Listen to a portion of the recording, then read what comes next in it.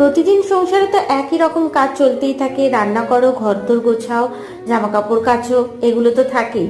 তার সাথে সাথেই কিন্তু কিছু যদি একটু ঘর সাজানোর জিনিস বানানো যায় সেটা কিন্তু মন্দ হয় না, ভালো লাগে।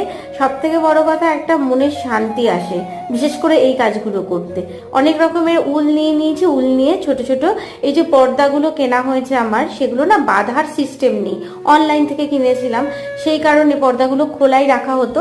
এরকম উল দিয়ে, মাল্টি কালার উল দিয়ে আমি এইভাবে বেঁধে নিয়ে মানে বানিয়েছি।